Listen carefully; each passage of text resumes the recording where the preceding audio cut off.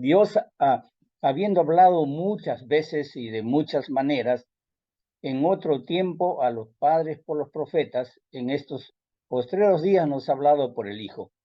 Eso es lo que hemos desarrollado la semana pasada. Esta parte hemos desarrollado, es decir, hemos desarrollado el versículo 1 y parte de la primera parte del versículo 2. En estos posteriores días nos ha hablado por el Hijo. Continúo, a quien constituyó heredero de todo y por quien asimismo hizo el universo, el cual siendo el resplandor de su gloria y la imagen misma de su sustancia, y quien sustenta todas las cosas con la palabra de su poder, habiendo efectuado la purificación de nuestros pecados, por medio de sí mismo se sentó a la diestra de la majestad en las alturas. Indudablemente, hermanos, como yo les explicaba, este es un lenguaje hermoso, un lenguaje poético, si se puede decir, literario,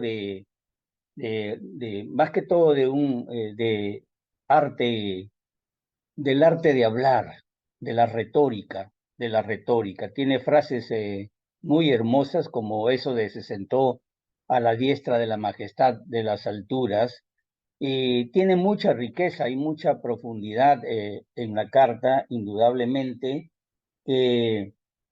Vamos a seguir tratando a Jesucristo como la persona, como el hombre celestial que es.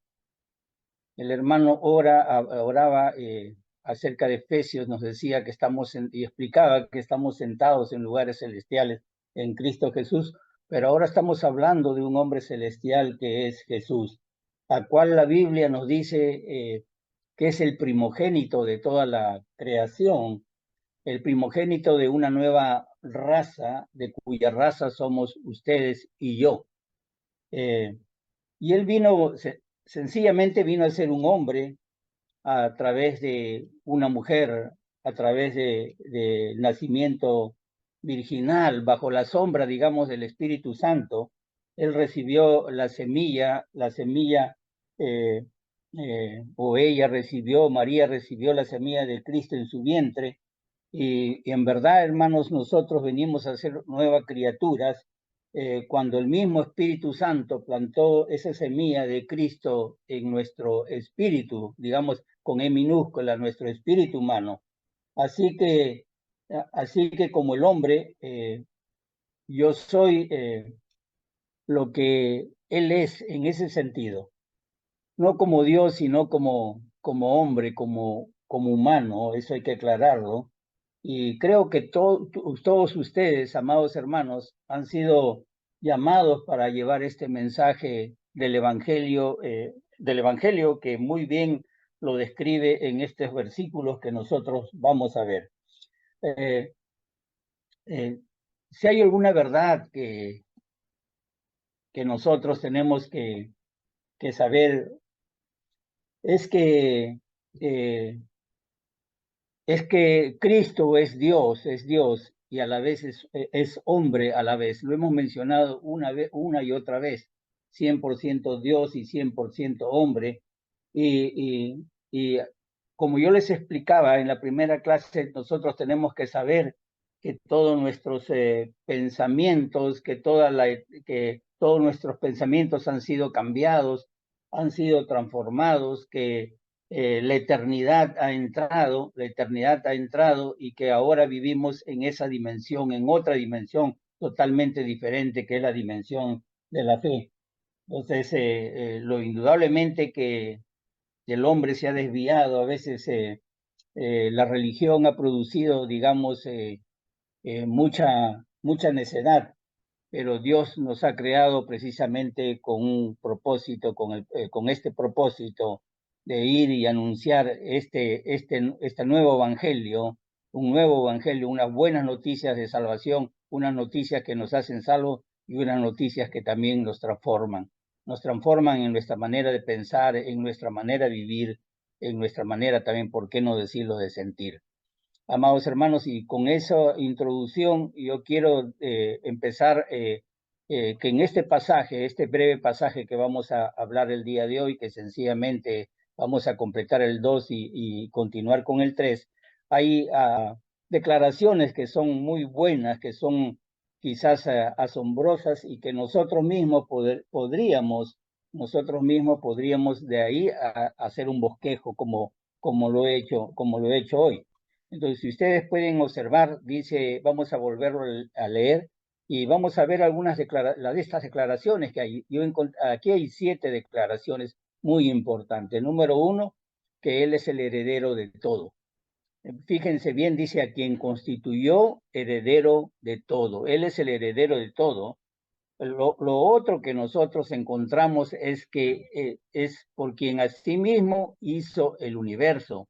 Él hizo el universo. La otro que nosotros encontramos dice, el cual siendo el resplandor de su gloria, ¿qué significa siendo resplandor? Ahí, que Él es el resplandor de la gloria de Dios. Y además vamos a ver que a continuación que Él es la imagen de la sustancia de Dios. ¿Qué más dice ahí lean ustedes por favor? Y así tienen ustedes dice, ¿qué más dice?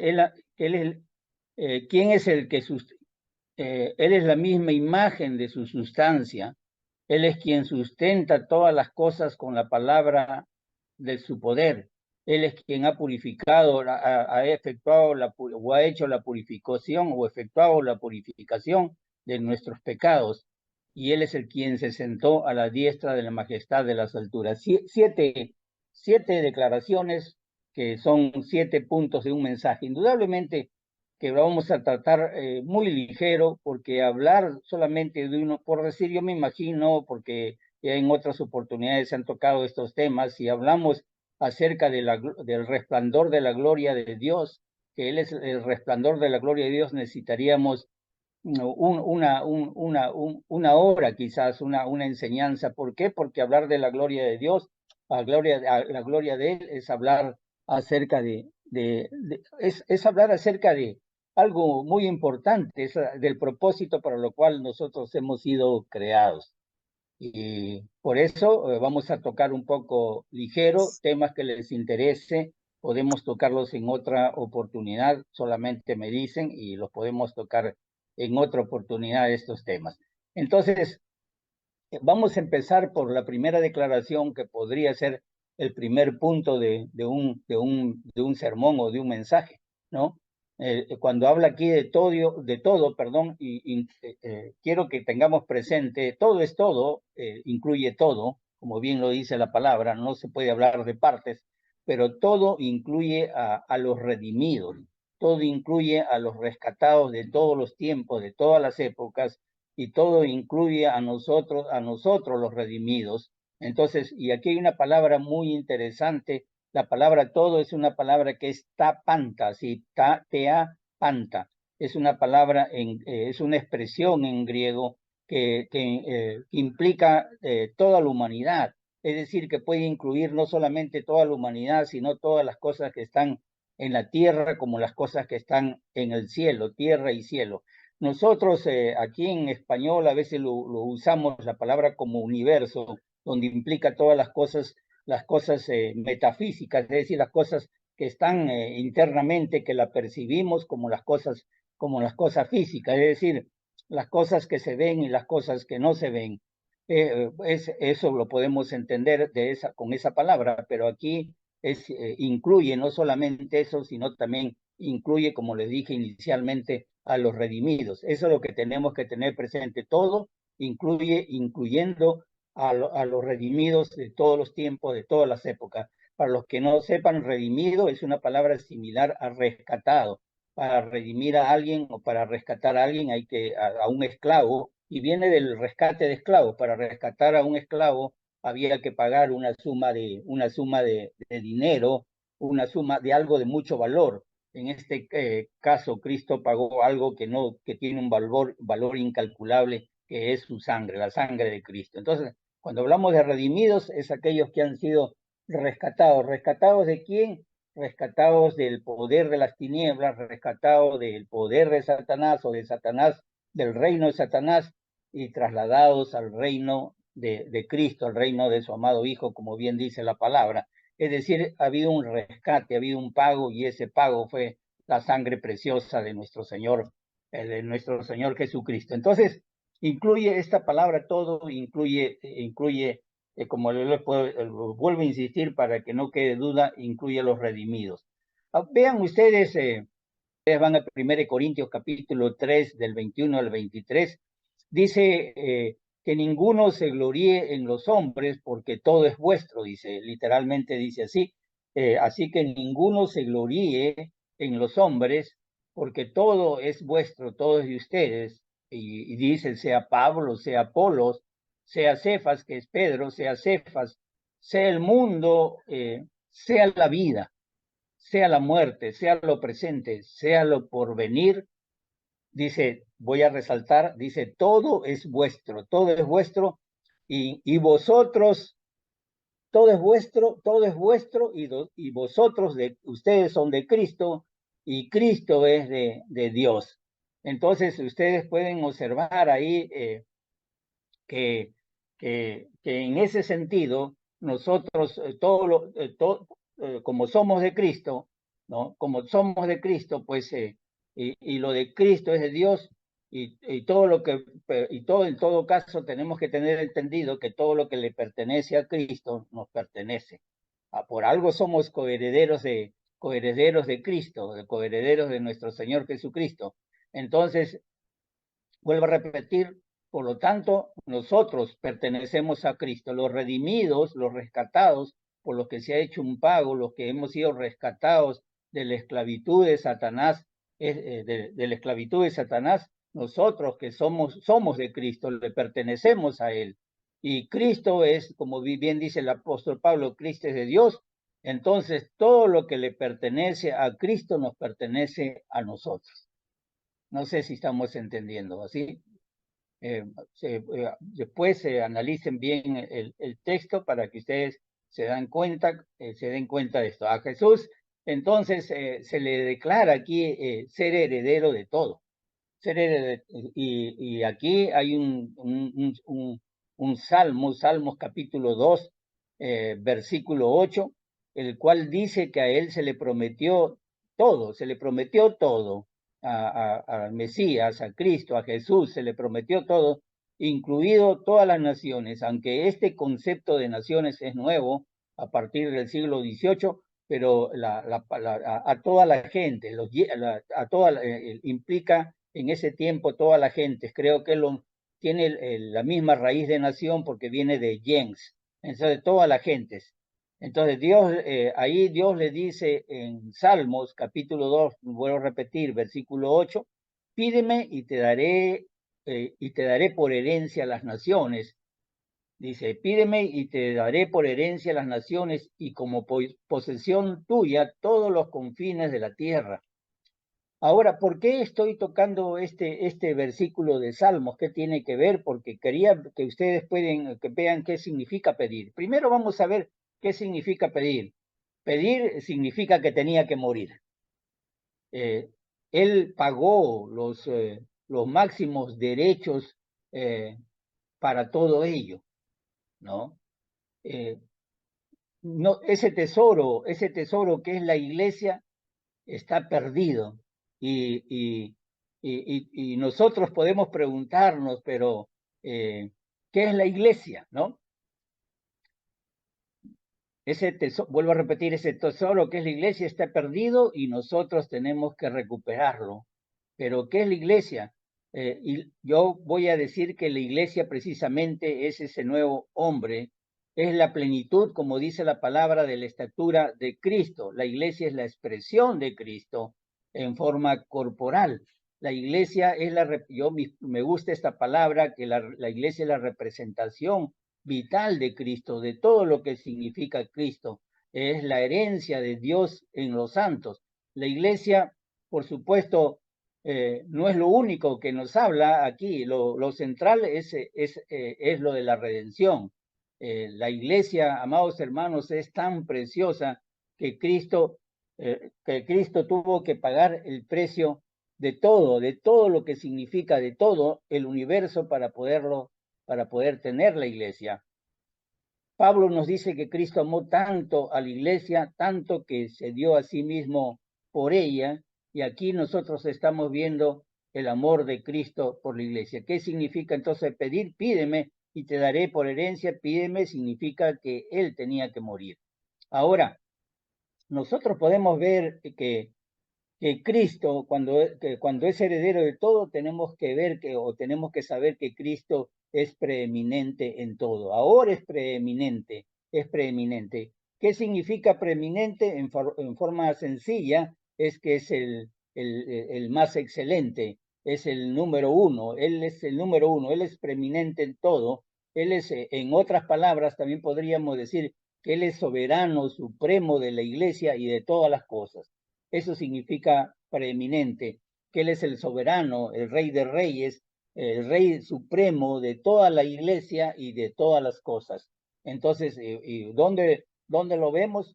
Vean, es un texto conocido, Colosenses capítulo 1, versículo 18, donde nos dice que Él es la cabeza del cuerpo, que Él es el principio, el primogénito de entre los muertos para que en todo tenga la preeminencia. Primogénito es el primero, el más excelente, y preeminencia, vuelvo a repetir, preeminente es soberano, supremo de todas las cosas, de la iglesia y de todas las cosas. Entonces acá bien claro dice que Él es la cabeza del cuerpo, que es la iglesia, el primogénito, y para que en todo tenga el primogénito de entre los muertos, para que en todo tenga la preeminencia. También podemos ver lo mismo o algo en Efesios o algo parecido en Efesios capítulo 1, versículo 22 y 23. Dice que sometió todas las cosas bajo sus pies, sometió todas las cosas bajo sus pies. Eso implica autoridad sobre todo y lo dio por cabeza sobre todas las cosas a la iglesia. Lo dio por cabeza sobre todas las cosas a la iglesia, la cual es su cuerpo, dice, la plenitud de aquel que todo lo llena en todo. Él es la plenitud. Por eso digo la representación vital, porque Él es la plenitud. La iglesia es la plenitud de aquel que todo lo llena, perdón, en todo. Vean ustedes, aquí el autor de Hebreos está dando incluso más detalles acerca de esta verdad al explicar que Jesús, como el último Adán que es, tiene que estar sujeto todo a él. Todo tiene que estar sujeto bajo sus pies. Es decir, tiene que tener la autoridad sobre todo. Y ahí, aunque no vamos a profundizar, pero ahí en el mismo Hebreos capítulo 2, del 5 al 9, que más adelante veremos en otra lección, dice ahí, porque al más detalle, con más detalle, dice, porque no sujetó a los ángeles el mundo venidero acerca del cual estamos hablando. Pero alguien testificó en cierto lugar diciendo, ¿qué es el hombre para que te acuerdes de él? ¿O el hijo del hombre para que le visites? Le hiciste un poco menor que los ángeles, le coronaste de gloria y de honra, y le pusiste sobre las obras de tu mano. Todo lo sujetaste bajo sus pies. Porque en cuanto sujetó todas las cosas, nada dejó que no sea sujeto a él. Pero todavía no vemos que todas las cosas le sean sujetas, pero vemos a aquel que fue hecho un poco menor que los ángeles, a Jesús, coronado de gloria y de honra a causa del padecimiento de la muerte, para que por la gracia de Dios gustase la muerte por todos. Él es el heredero, él es aquí está dando más detalle el autor de Hebreos, que todo está sujeto bajo sus pies.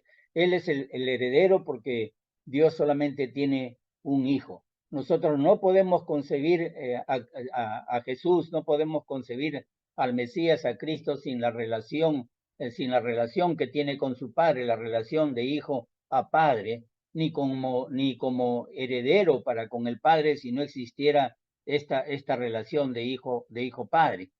Ciertamente, Cristo se está presentando como la puerta abierta para todos los tesoros, todas las grandes bendiciones espirituales en Cristo, valga la redundancia, en Cristo que hay para nosotros, es decir, que Dios ha provisto para los redimidos. Y nadie, amados hermanos, puede contemplar esta verdad sin llenarse de asombro y llenarse de gozo. Es decir, cuando nosotros descubrimos que en Cristo, es decir, en Cristo hay tantas bendiciones espirituales, múltiples bendiciones espirituales para nosotros no podemos dejarnos de asombrar. Por lo menos es lo que podemos descubrir. Ustedes lean Efesios, los primeros capítulos, y se van a dar cuenta de las maravillosas bendiciones que hay para nosotros. Indudablemente, cuando lo descubrimos, nos quedamos anonadados, ¿no? Entonces, nosotros también, amados hermanos, no podemos aseverar con seguridad cuándo fue que Jesús asumió esta posición actual que él tiene, pero nosotros podemos ver, por decir, en Mateo capítulo 28, 18, donde nos dice que toda potestad ha sido dada sobre él, toda potestad ha sido dada sobre él. Entonces, y también en Filipenses capítulo 2, Pablo nos habla que la exaltación de Cristo como tal, la posición que él tiene, es como consecuencia precisamente de su muerte, de su muerte y de su resurrección. Entonces, porque ustedes cuando van a Filipenses capítulo 2 del 5 al 9, dice, haya pues en vosotros este sentir que hubo también en Cristo Jesús, el cual siendo en forma de Dios, no estimó el ser igual a Dios como cosa que aferrarse, sino que se despojó a sí mismo, tomando forma de siervo, hecho semejante a los hombres, y estando en la condición de hombre, se humilló a sí mismo, haciéndose obediente hasta la muerte y muerte de cruz. Por lo cual, dice, por lo cual también Dios lo exaltó hasta lo sumo y le dio un nombre que es sobre todo nombre. Qué hermosos versículos. Y vamos, y el otro punto sería que la otra declaración. Acuérdense que hemos sacado 7 declaraciones y ustedes apúntenos esas declaraciones porque pueden ustedes, vuelvo a repetir, de ahí incluso hacer estudios, mensajes, profundizar en cada punto. Él hizo el universo.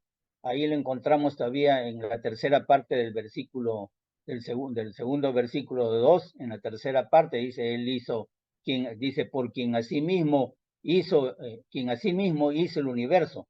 Entonces, cuando dice por quien asimismo el universo, es lógico que se está refiriendo a nuestro Señor Jesucristo. Y la palabra universo es una palabra aionas. En griego, en el original, está escrito aionas y es plural, la palabra es plural. Nosotros universo lo tenemos como singular, pero en el original es una palabra plural. Entonces, creo que se entiende porque Cristo es el que participa en la creación, más aún, él es el creador. Y como dice, si ustedes ven en Juan capítulo 1, del 1 al 3, nada de lo que ha sido hecho fue hecho sin él, concluye, ¿no? En el principio era el verbo era con Dios y el verbo era Dios, está hablando de la creación y concluye en el versículo 3, Juan 1, 3, dice que nada de lo que ha sido hecho sin él. Entonces, aquí hay unos apuntes que tengo acá porque hay una controversia en el siglo III, creo que en algún momento comentamos, una controversia que creó un cisma en la iglesia. Incluso hubo un concilio, los obispos se reunieron, un concilio que es famoso, conocido como el concilio de Trento. Bueno, había un sacerdote, un obispo de Alejandría llamado Arrio, y él alegó que Jesús era un ser creado, y por supuesto hubo quienes le refutaron. Había también otro obispo, Alejandro, así de Alejandría, que refutó, y había un patriarca griego, Atanasio, que también refutó este alegato de Arrio, de este alegato de Arrio. Entonces, eh, y, y, y, y es por eso que nosotros tenemos algo que conocemos como credo, como el credo, que en realidad es la resolución un poco cambiada, la resolución del Concilio de Trento. La conclusión del Concilio de Trento es algo se le conoce en la iglesia oficial, se le conoce como, vamos a decir, la iglesia católica se le conoce como el credo, pero en realidad es la conclusión que ha sido, por supuesto, modificada, pero es la conclusión de este concilio. En esta controversia, cualquiera que hoy alegue o piense que Jesús es un ser creado, en este caso Arrio decía que era un ángel o que fue un arcángel, yo creo que puede ser rebatido con el mismo pensamiento de Juan, capítulo 1, versículo 1, donde dice: en el principio era el verbo era con Dios y el verbo era Dios. Este era en el principio con Dios, ¿no? Todas las cosas por él fueron hechas, y nada de lo que ha sido y sin él nada de lo que ha sido hecho fue hecho. Creo que Juan, con mucha anticipación, está refutando algo así como que Jesús es un ser creado. Entonces, si ustedes pueden ver, ¿no? Si pueden ver ahí en Génesis capítulo 1, dice: en el principio creó Dios. Y aquí tenemos una palabra que ya les expliqué la semana pasada, la palabra Elohim. Creó Dios, Elohim, los cielos y la tierra. Si ustedes van al versículo Génesis 1:26, van a encontrar la misma palabra, Elohim. Entonces dijo Dios, Elohim, ¿no? Hagamos al hombre a nuestra imagen, conforme a nuestra semejanza, y señoree en los peces del mar, ¿no? Etcétera. Entonces, la palabra Elohim es una palabra que está escrita en forma plural. Es la palabra para Dios, pero está escrita en plural, es decir, nos está insinuando la forma plural que tiene, plural para Dios, que Cristo es lo que nosotros conocemos como Dios, como una deidad. La Biblia habla de deidad, que Cristo es Dios, que el Espíritu Santo es Dios, y que Dios es Dios. Esto que se conoce comúnmente como Trinidad, pero cuya palabra no está en la Biblia, pero se conoce como Dios Trino, es decir, un ser en tres personas totalmente distintas. Ahora, entonces, creo que si nosotros pudiéramos pensar en todo el poder, todo el poder, que se necesitó para la creación, para crear todo el universo, todo este universo que nosotros lo vemos, que el hombre lo tiene como infinito, porque no tiene fin este universo. Entonces, si nosotros nos ponemos a pensar en ese poder, ¿cómo podemos limitar a Dios? ¿No? ¿Por qué? Porque estaríamos como los ateos, estaríamos limitando a Dios. Bueno, ¿por qué? Porque no estaríamos, si nosotros no pensáramos así, estaríamos concibiendo un Dios que no es grande, que no tiene el poder suficiente para que haya creado tanta inmensidad, es inexplicable con esas palabras no se puede explicar todo lo que significa el universo, todo lo que en él hay. Entonces, yo creo que como cristianos, como creyentes que somos nosotros, no deberíamos tener problemas en aceptar cómo Jesús ha creado todas las cosas, cómo Cristo ha sido el creador. O sea, ni siquiera nosotros deberíamos dudar. Del problema de los jóvenes, cuando vamos a la universidad, comenzamos a veces a dudar con los descubrimientos que existen. Ustedes pueden ver en un año, 2, 3 años, hay mayores descubrimientos acerca del origen del mundo, ya no solamente se está hablando del Big Bang, ahora se habla de los hoyos negros, se habla de las novas y de las pequeñas novas, y podemos ver que hay un mundo, un universo solamente en una pequeña fracción de ese universo. Y yo creo que no nos debería hacer dudar de la creencia en Dios, de la creencia que Cristo es el creador de todas las cosas. Al contrario, nos debería acercar más a Dios porque podríamos ver el gran poder que Él tiene para crear todas estas cosas. Imagínense, para crear todo este universo. Creo que ese era el pensamiento, es el pensamiento de muchos científicos que se quedan admirados ante cada descubrimiento acerca del poder de Dios. Científicos, por supuesto, creyentes. Entonces,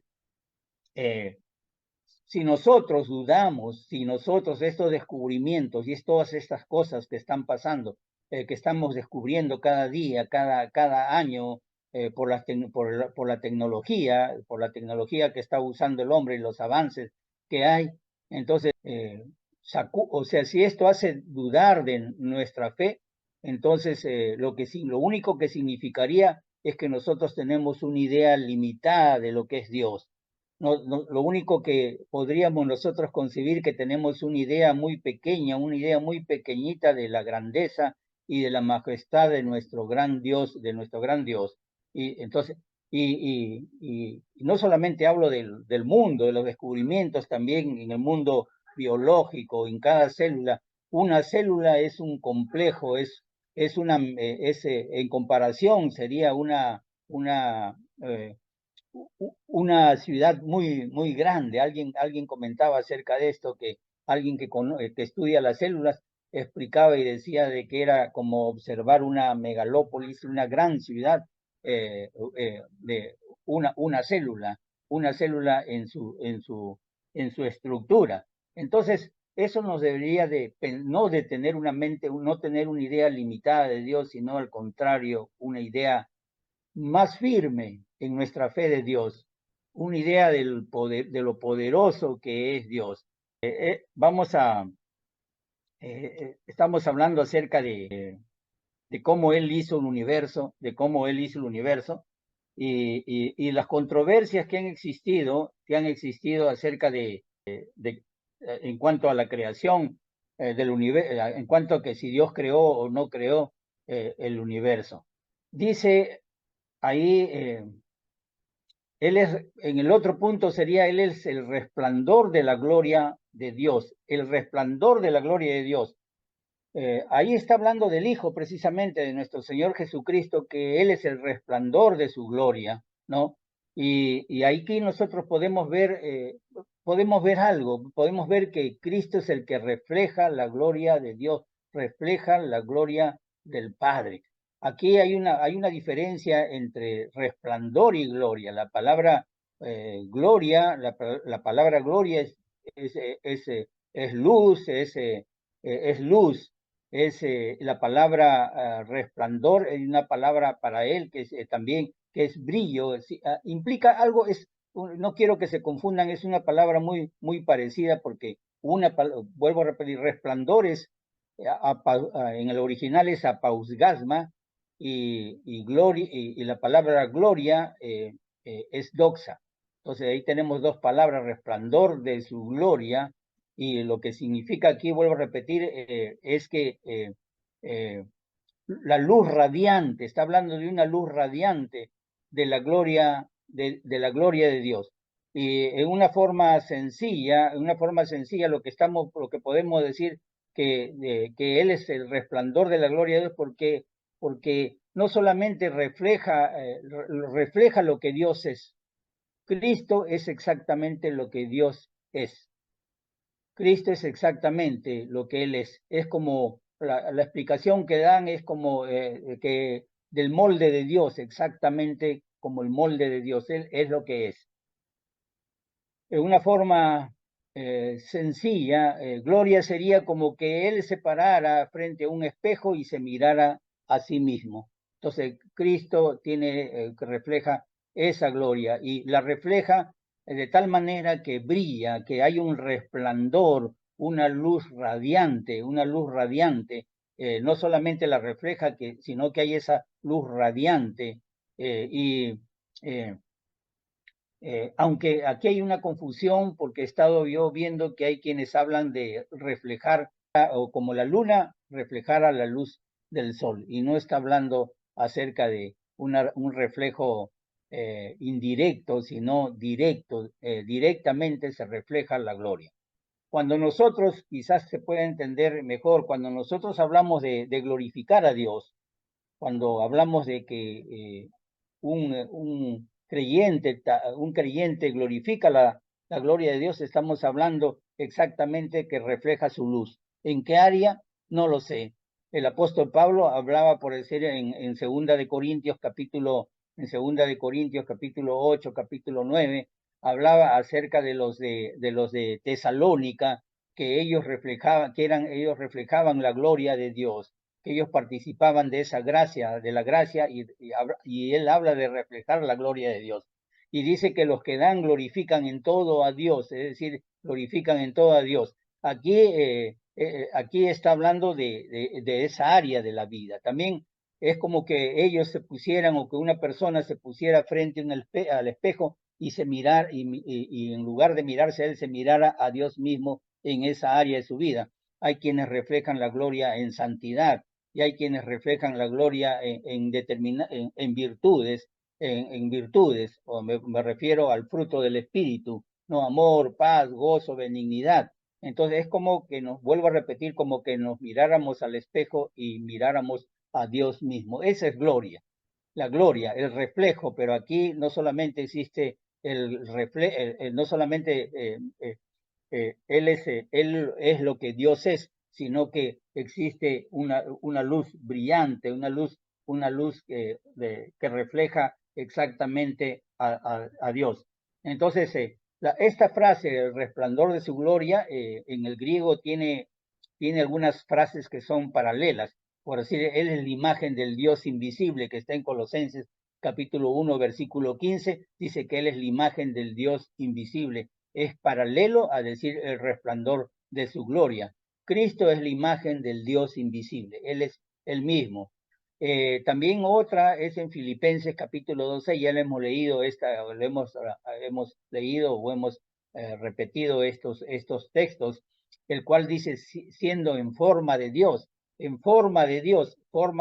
la palabra forma es el molde, tupos es lo imprentado, lo imprimido es el molde de imprenta, todas las letras salen iguales, es forma. Entonces dice, el cual siendo forma de Dios, resplandor de la gloria, vuelvo a repetir, tiene sus paralelos en la imagen del Dios invisible y forma de Dios.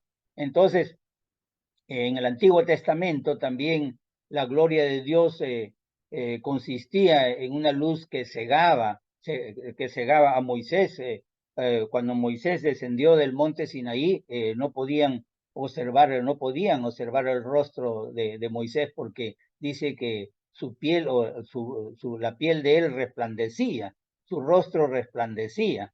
La piel de él dice que la piel de su rostro era resplandeciente. Lo dice, ustedes pueden ver en Éxodo capítulo 34, pueden encontrar estos pasajes. Tanto es así que le pidieron que se pusiera un velo porque no podían sostener su mirada en la gloria de Dios. Ahora hasta podemos hablar de lo mismo, pero no de una luz física como en el caso de Moisés, no de ese resplandor como en el caso de Moisés. Moisés no vio a Dios, no vio a Dios. Dios lo escondió entre las grietas de una roca. Dice que solamente vio pasar la sombra, la espalda de Dios. No vio a Dios porque si lo hubiera visto a Dios hubiera muerto. Entonces, sin embargo, él cuando bajó reflejando la gloria de Dios y había resplandor en su rostro. Algo parecido está hablando el autor de Hebreos. Entonces, ellos mandaron que se pusiera un velo, o sea que velo significa cubrir todo. La palabra velo no significa una parte en la cabeza. La palabra velo es cubrir todo. Se ponía un velo para que no pudieran mirar su rostro, ¿no? Y de igual manera, ese resplandor también nos habla acerca de este lugar que se llama Chequina, el lugar en el lugar santísimo, en el tabernáculo, en el templo había un lugar santísimo donde el sacerdote entraba una sola vez al año. También nos habla acerca de eso. La palabra chiquín es morada, pero también hay una idea acerca de la gloria aquí de Dios, de la gloria y el resplandor de la gloria de Dios. También Jesús en la transfiguración, cuando Jesús fue transfigurado, ustedes encuentran versículos paralelos en Mateo, Marcos, en Lucas, dice que ahí Jesús, su rostro resplandeció como el sol, resplandeció como el sol y sus vestidos se hicieron blancos como la luz. Ustedes pueden observar ese mismo término que está utilizando el autor de Hebreo, ¿no? Que resplandeció, ¿no? Entonces, y podemos ver lo que está haciendo, quizás para terminar con este punto, lo que está haciendo el autor de Hebreos, él está intentando mostrar cuál es la naturaleza de nuestro Señor Jesucristo, cuál es su naturaleza, cuál es la naturaleza de él en cuanto que él es Dios, en cuanto que él es la deidad, ¿no? Entonces, y aquí, vuelvo a repetir, ahí hubo toda una controversia, todo un debate, porque, ¿cómo se llama? Si nosotros en este tiempo, como ellos en el siglo, en estos siglos, el siglo cuarto, el siglo cuarto, sí, el siglo cuarto, el siglo tercero, y el siglo tercero también. Si nosotros no comprendemos la naturaleza de Cristo, si nosotros no llegamos a entender quién es Cristo, nosotros podemos debilitar el Evangelio, podemos socavar la naturaleza del Evangelio. ¿Por qué? Porque si nosotros no tenemos una idea cabal de lo que es Jesucristo, es lo que está tratando de hacer Él, sino demostrarles que tengan una idea completa de la plenitud de Cristo, porque si nosotros no tenemos una idea de Él, entonces nuestra vida estaría equivocada, nuestra vida estaría errada. ¿Por qué? Porque tenemos a un Cristo, una idea de un Cristo equivocado, de un Cristo errado. ¿Por qué? Porque es interesante, porque si nosotros lo consideramos como una manifestación de la deidad y no como la esencia de Dios, como hablábamos también en la clase pasada, de lo que Él es, la misma esencia de Dios, el mismo Dios, ¿no? Entonces también nosotros podríamos entrar en dudas. Lo mismo estaba haciendo Juan en el capítulo 1, versículo 1, cuando él decía que el verbo era con Dios y el verbo era Dios. Él estaba presentando a Cristo como Dios, lo estaba presentando tal como Él es. ¿Para qué? Para que nuestra fe de ellos, de sus oyentes, y como la fe de nosotros no sea menoscabada o no sea destruida. También nos habla que Él es la imagen de la sustancia de Dios, es la imagen de la sustancia de Dios. Cristo es la imagen misma de su sustancia, dice, es la imagen misma de su sustancia. Cuando digo, viene a ser algo parecido, cuando estoy hablando de un molde, por decir, hay un molde, el molde que se sacan las monedas, son unos moldes metálicos, se llaman troqueles. Esos moldes siempre van a sacar la misma moneda, exactamente la misma forma, es decir, lleva la impresión de lo que es, de lo que significa intrínsecamente y externamente también. Vamos a hablar en todo caso que Cristo, cuando está hablando de la misma sustancia, está hablando la imagen misma de su sustancia, es decir, de la sustancia de Dios, está hablando de la misma naturaleza. Es como Juan también en 1:1 decía, y el verbo era con Dios, eran diferentes, pero era Dios, era con Dios, era el Dios mismo, y concluye diciendo que era Dios, es decir, la misma naturaleza. Cuando habla de la palabra imagen, es la palabra de la cual nosotros obtenemos la palabra carácter. Carácter es en el griego. Cuando está hablando de imagen es la misma palabra, vuelvo a repetir, de carácter. Y lo que se está refiriendo no es la idea de la palabra carácter que tenemos hoy en día. Lo que se está refiriendo acá es la reproducción exacta, es la imagen misma de la sustancia de Dios. En esencia es el mismo. eso que quede claro, en lo que está diciendo en esencia es lo mismo. Fíjense, hay unos textos de apoyo. Segunda de Corintios capítulo 4, versículo 4 dice, en los cuales Dios de este siglo cegó el entendimiento de los incrédulos para que no les resplandezca la luz del Evangelio, de la gloria de Cristo, dice, el cual es la imagen de Dios, la cual es la imagen de Dios. En Colosenses 1:15 también nos dice que Él es la imagen del Dios invisible, el primogénito de toda la creación, la imagen del Dios invisible. Entonces, cuando está hablando de carácter, se está refiriendo, para que quede también la idea clara, para que se está refiriendo a un duplicado exacto, ¿no? Hay otra palabra, la palabra en griega eikon, que no es la que se utiliza acá, es el único, si se puede decir, uno de los pocos lugares donde se utiliza la palabra carácter. Se está refiriendo, vuelvo a insistir, a un duplicado exacto. Entonces, y creo que con eso queda claro. Entonces, Jesús no es una copia, ¿no? No es una copia cualquiera, ¿no? Es exactamente la reproducción exacta. No, es como, vuelvo a repetir, como ese sello, como ese troquel. No es copia, es la reproducción, es exacta, es lo mismo, es lo mismo. Entonces, es la misma esencia. En Juan decía, yo y el Padre uno somos. En Juan capítulo 10 decía, yo y el Padre uno somos, uno solo somos. Y también en Juan 17, cuando él está orando, dice, mas no ruego solamente por esto, sino también por los que han de creer en mí por la palabra de ellos, para que todos sean uno como tú, oh Padre, en mí y yo en ti, que ellos también sea uno en nosotros para el mundo crea que no me enviaste. Aquí está hablando de que ellos son uno y está pidiendo, por supuesto, que nosotros seamos uno. Entonces, el punto es por qué el autor está insistiendo en esto. Bueno, vuelvo a insistir que nos está presentando a Cristo en toda su plenitud. Nos está presentando. ¿Por qué? Porque en los servicios, en los cultos antiguos, yo creo que en nuestros tiempos es igual, ¿no?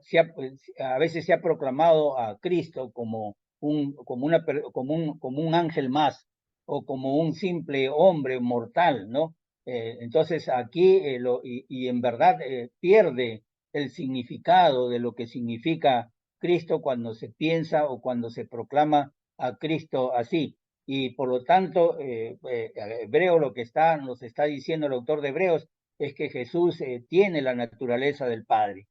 Y eh, y esta es una verdad que creo que se anuncia en todas las escrituras. Otro punto es que sustenta todas las cosas con la palabra de su poder.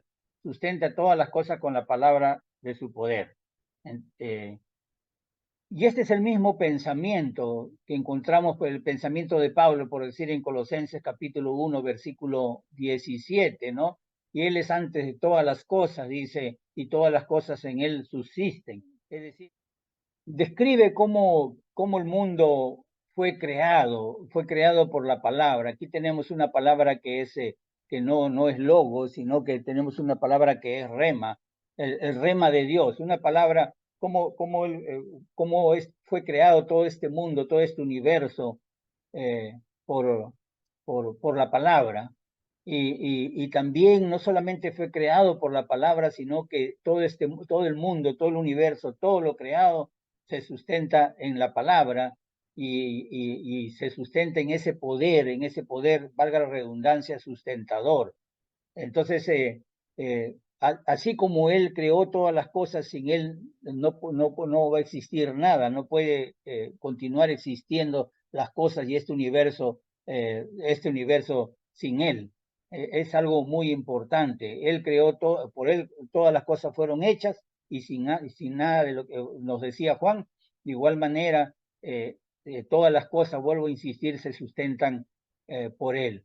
¿Qué quiere decir esto? Que todo este orden que existe, podemos hablar de que quizás haya discusión aquí en cuanto a las leyes, en cuanto a la física, en fin, pero Lo que acá está significando que no solamente que Él lo hizo, sino que Él mantiene todo este orden que tenemos en el universo, todo este orden, todo, no solamente el orden, sino todo lo que conlleva, todo el bienestar, todo el control, toda esa armonía, lo mantiene Jesús. Él mantiene ese orden. Cuando habla de todas las cosas, está hablando acerca precisamente de eso, ¿no? ¿Y qué incluye todas las cosas? Bueno, no solamente está incluyendo todas las cosas, no solamente, vuelvo a repetir, está incluyendo todas las cosas físicas. Al inicio hablaba de esto, en la introducción, todas las cosas físicas, sino también todas las cosas espirituales, todas las cosas que no entendemos. Esto incluye a ángeles, incluye a las estrellas, a las novas, a las supernovas, como ustedes quieran llamarle, incluye todo el universo. Entonces, quizás podríamos pensar que necesita nuestro Señor Jesucristo estar todos los días controlando, poniendo en orden todo. Incluso, vuelvo a repetir, una célula nuestra y mueren millones de células diarias en nuestra piel. Somos renovados continuamente y cada célula es un complejo. Es algo que podríamos decir, entre comillas, es también un universo. Entonces, ¿ustedes creen que la armonía, que toda la armonía, podríamos estar pensando que toda esa armonía que existe, Cristo tiene que estar interviniendo en cada momento en ese orden, ¿no?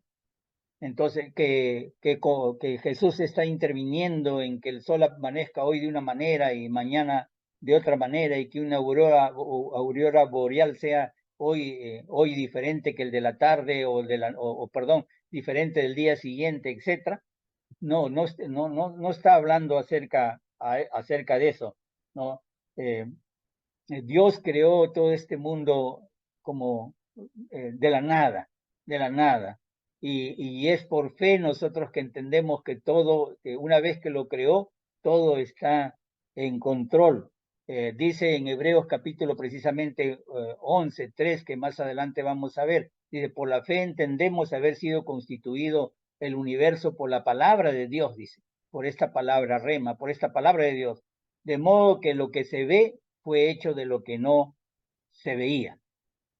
Todo se mantiene todo se mantiene en orden y todo se mantiene en esa armonía precisamente por esa palabra de poder, por esa palabra de poder, por esa palabra eficaz, podemos decir, ¿no? Entonces, y este concepto de Dios como creador ya era conocido también en el pueblo judío, del Antiguo Testamento.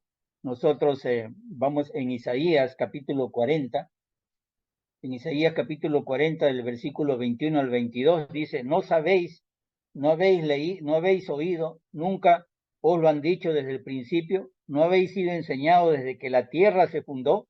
Él está sentado sobre el círculo de la tierra, cuyos moradores son como langostas.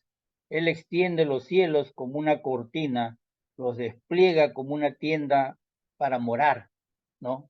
Entonces, creo que si, este texto de Isaías 40, es para mucha reflexión, ¿no? Para mucha reflexión, porque ya nos habla de una tierra redonda, cientos de años antes de esta era, de Cristo, nos habla ya de la tierra, que Él está sentado en el círculo de la tierra. En la Edad Media el hombre creía que la tierra era cuadrada y que estaba sostenida por 4 elefantes. Entonces, esa es la idea que se tenía cuando vino Colón aquí a América, ¿no? Entonces, vamos a pasar él efectuó la purificación de nuestros pecados, ¿no? Está ya estamos en el versículo 13. Entonces, purificación de nuestros pecados. Eh, eh, Hay un término, aquí una palabra, dice, habiendo efectuado, la palabra habiendo, o sea, esta palabra habiendo, en realidad estaba mirando, yo tengo una versión en griego, en griego, entonces una interlineal griego-español, el griego una de las primeras traducciones tengo de la Koiné, tengo en español y en el griego. Y aquí dice la palabra habiendo es una palabra que es poisamenos, que significa haciendo o habiendo hecho. La palabra significa haciendo o habiendo hecho. Es decir, lo que nos está diciendo, que nos está diciendo que es en griego es un participio aoristo. Entonces, lo que está en otras palabras, que lo que fue hecho en el pasado, ¿no? En el pasado. Entonces, ¿qué nos dice esto? ¿Qué nos está diciendo? Que la labor de Cristo, la labor redentora de Cristo, ha, ha sido, ha sido ya hecho, ha sido completado, ya está terminado. Esto tiene que ver con también muchos problemas doctrinales, porque tenemos que entender lo que nos está explicando aquí. Vuelvo a repetir, cuando dice habiendo, pues está hablando de la purificación de nuestros pecados, ¿no? De la purificación de nuestros pecados, nos está diciendo que hay algo que ya está hecho, que algo que está terminado. ¿Qué está terminado? El trabajo de redención, el trabajo que tuvo que hacer su ministerio de redimirnos, su trabajo que tuvo que ser de redimirnos, es decir, la redención que hizo Cristo por nosotros. Esa redención ya fue completada. Y eso es lo que está sosteniendo el autor de Hebreos. Dice la purificación de nuestros pecados. ¿No? ¿Por qué? Porque en la purificación de nuestros pecados se encuentra el punto neurálgico, el centro de lo que es el Evangelio. El Evangelio, ya 1 Corintios capítulo 15, el apóstol Pablo dice que muerte, sepultura y resurrección de nuestro Señor Jesucristo. Ese Evangelio, ese Evangelio, todo eso conlleva a la purificación de nuestros pecados. O sea, entonces, y por eso es que el autor está insistiendo eso. Entonces, ¿por qué? Porque el autor de Hebreos más adelante quizás lo vamos a entender un poquito más. Por decir, en el capítulo 9, versículo 22, él está explicando acerca del Antiguo Testamento, de la ley antigua. Él está diciendo que casi todo es purificado según la ley. En Hebreos 9, 22 dice que casi todo es purificado según la ley con sangre. ¿Por qué? Porque sin derramamiento de sangre no hay remisión de pecados, no se hace remisión de pecados. Todo es purificado según la ley con sangre, nos lo explica el autor de Hebreos. Entonces Jesús proveyó esa sangre, proveyó ese medio para el perdón de nuestros pecados. Cuando esa sangre fue derramada en la cruz. Entonces, el hecho de que el beneficio que nosotros tenemos, ese beneficio que es la salvación, esa gracia que es la salvación, de lo cual nosotros vivimos gozosos, de lo cual nosotros nos gozamos, ese es el hecho de que ya nosotros tenemos perdón en forma constante. Quiero aclarar acá cuando digo en forma constante,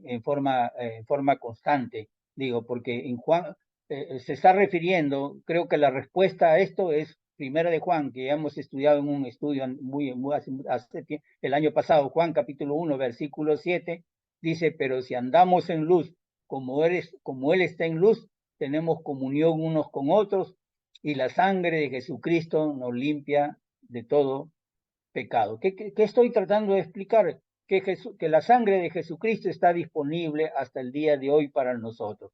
Está disponible. Él está en el lugar santísimo. Él subió a la diestra de Dios Padre, está en el lugar santo, en el lugar santísimo, y su sangre está disponible, está siendo está siendo derramada para el perdón de nuestros pecados. ¿Cuándo? Cuando si nosotros andamos en luz como Él está en luz, si nosotros tenemos comunión unos con otros, la sangre de Cristo nos limpia de todo pecado.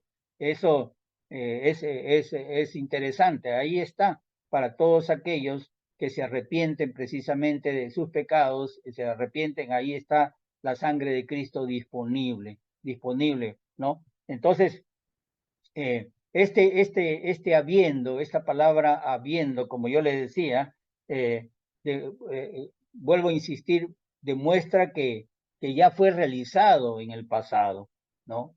Ya fue hecho en el pasado, para que quede claro. ¿Cuándo fue? ¿Cuándo fue? ¿En qué pasado? Cuando en la cruz ya fue hecho el trabajo de Jesucristo, la labor redentora de nuestro Señor Jesucristo ha sido completada, y es un argumento importante ahí en el libro de Hebreos, cuando en la palabra de esa palabra poisamenos dice, significa haciendo o habiendo hecho, eso es lo que significa. Entonces, yo quiero con esto decir de que Jesús no vino a enseñarnos de moralidad, ¿no? Es algo muy, porque nosotros encontramos ahí, vemos no vamos a encontrar sus enseñanzas eh, de, de moralidad, eh, ni vino simplemente a ser un ejemplo, aunque Él es nuestro ejemplo, aunque existe enseñanzas morales en Él, no estoy negando eso, pero eso no fue el punto. Él vino a quitar los pecados para que nosotros podamos tener vida eterna, ¿no?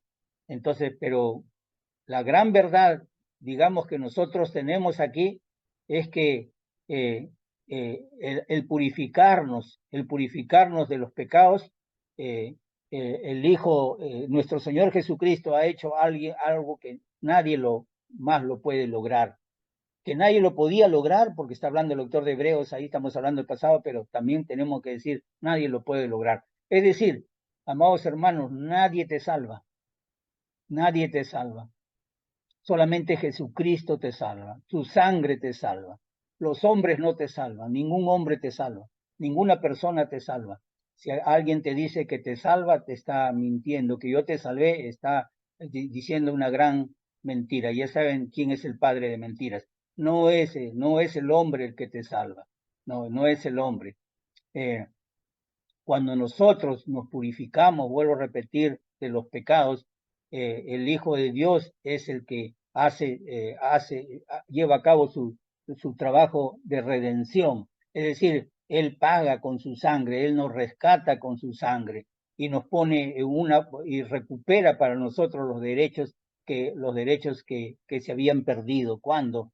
En el principio. En el principio perdimos el hombre perdió, la humanidad perdió sus derechos que tenía, los derechos que tenía con Dios en el principio cuando estaba en relación con Él. Y esos derechos lo perdió el hombre.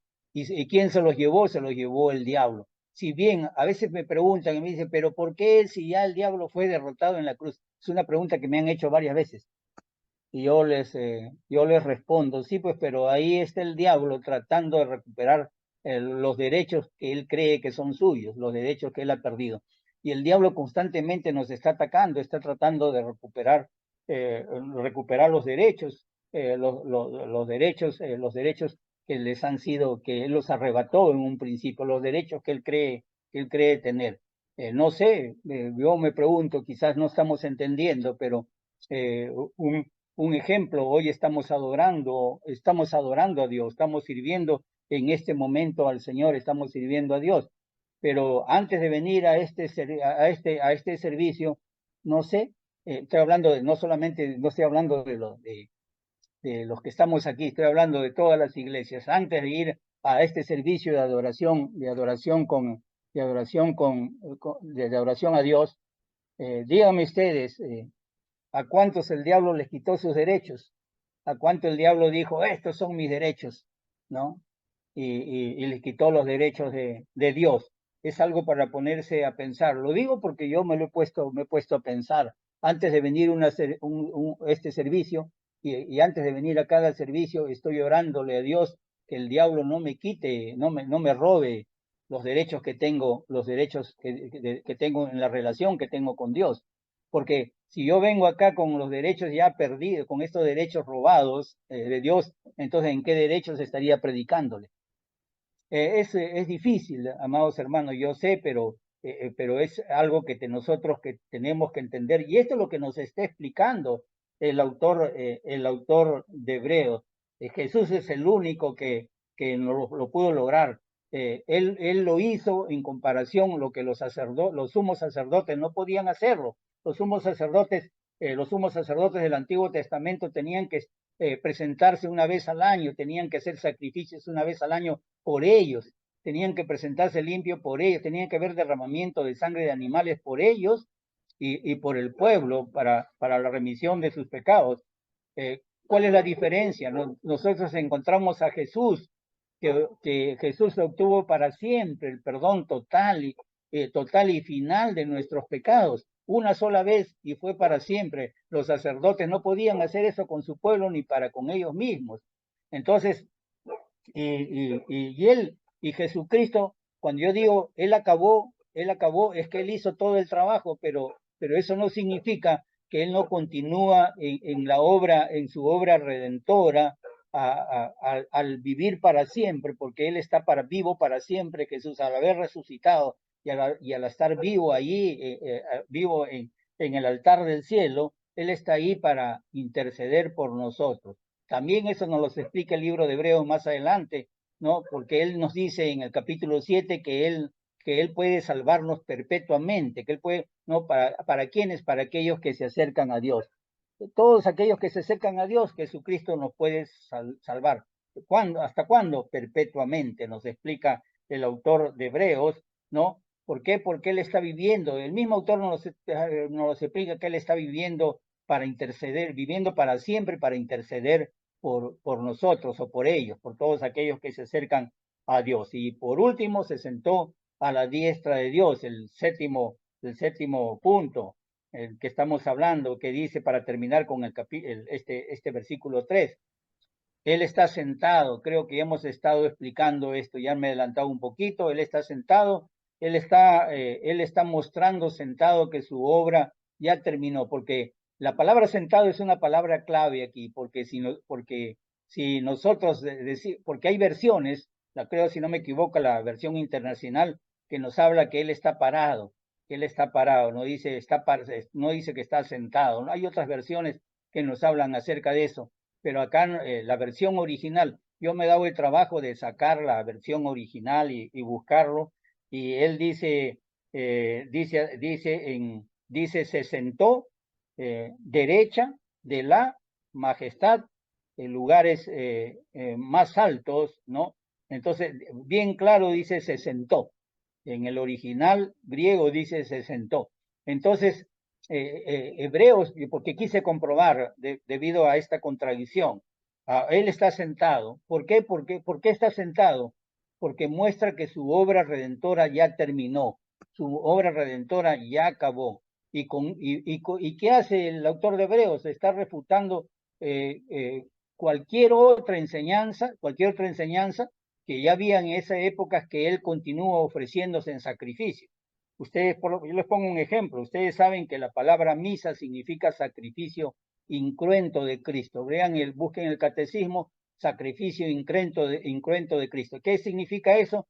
Que Cristo continúa ofreciéndose en sacrificio. Cada vez que hay una misa en cualquier parte del mundo, Cristo es crucificado, su sangre es derramada, su sangre es derramada, y eso no solamente me estoy refiriendo en cada misa, sino otras enseñanzas que hay de muchas denominaciones que nos enseñan de que él está todavía continuamente ofreciendo, que él continúa ofreciéndose él en sacrificio. Entonces, hay una referencia que hace aquí que es Salmo 110:1. Él está haciendo referencia al autor de Hebreo, donde dice, Jehová dijo a mi Señor, siéntate a mi diestra hasta que ponga tus enemigos por estrado de tus pies. Es un salmo bien conocido. Entonces, y este es un texto, digamos que clave para poder entender, para poder entender este punto, pero también para poder entender muchos puntos en hebreo, ¿por qué? Porque por decir en el versículo 13 también dice lo mismo, 1:13 dice, el cual de los ángeles dijo Dios, siéntate a mi diestra hasta que ponga a tus enemigos por estrado de tus pies. Entonces, en Hebreos 8:1 también dice lo mismo, el cual se sentó a la diestra del trono de la majestad de los cielos. En Hebreos 10 también dice que él está sentado a la diestra de Dios. En Hebreos 12 que se sentó a la diestra del trono de Dios.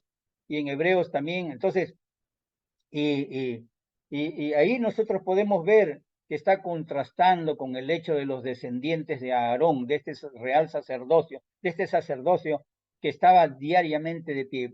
créame que no había ninguna silla donde sentarse. Ellos continuamente estaban de pie. En Hebreos 10:11 nos los dice que día tras día ellos estaban ministrando, ofreciendo muchas veces los mismos sacrificios y estaban de pie. O sea, no hubo nada, no hubo donde sentarse, no había una silla en el tabernáculo. ¿Y por qué? Porque ellos tenían que trabajar continuamente porque no había una salvación suficiente. No era suficiente, era una salvación insuficiente. En contraste, lo que estaba haciendo el autor de Hebreos diciendo que Cristo lo ha hecho posible. Cristo lo ha hecho en forma total. Nuestra salvación ya está dada por medio de su obra redentora. Vuelvo a explicar que lo hizo en la cruz. Lo hizo una vez para siempre en la cruz, ya no hay más. Entonces, indudable que este es un privilegio para nosotros. Entonces, vamos a concluir, porque este es un salmo favorito, un salmo que se convirtió, Salmo 110 es un salmo favorito de la iglesia primitiva. Al comienzo hay muchos textos bíblicos que se repiten acerca de este Salmo 110. Unos dicen que es un himno, que es un canto, pero creo, hermanos, que hemos terminado este punto, estos 7 puntos, y otra vez leemos ahí Hebreos, los textos que hoy hemos estudiado, dice, a quien constituyó heredero, número 1, heredero de todo, y por quien asimismo hizo el universo. Número 2, hizo el universo. Número 3, el cual siendo el resplandor de su gloria, Él es el resplandor de la gloria de Dios. Él tiene la gloria y la luz de Dios, el brillo de Dios, la luz de Dios, y la imagen misma de su sustancia. Lo que es Dios es Él, es lo mismo. Lo que es Él es Dios, no es una reproducción, no es un reflejo. Quien sustenta todas las cosas con la palabra de su poder. El mundo existe, sigue existiendo, sigue girando, seguimos viviendo porque Él la sustenta todas las cosas, ¿no? Dios sustenta, el diablo destruye. Él sustenta todas las cosas con la palabra de su poder. Dice, Él, habiendo efectuado la purificación de nuestros pecados por medio de sí mismo, Él nos redimió. Él hizo la purificación, nos purificó. Es decir, nos perdonó, nos hizo santos, perdonó nuestros pecados. ¿Por qué? Porque Él fue a la cruz. Él a sí mismo se dio en la cruz, voluntariamente, se dio por nosotros. Y por último, se sentó a la diestra de la majestad en las alturas. Él está sentado con estas hermosas palabras, está diciendo que Él está sentado allá, está sentado a la diestra, como dice, a la derecha de Dios Padre, está en el lugar santísimo, en el lugar santísimo celestial, está en el templo celestial, en el lugar santísimo, derramando su sangre continuamente para todos aquellos que se acercan a Él, que se le acercan a Él. Que Dios lo bendiga, amados hermanos.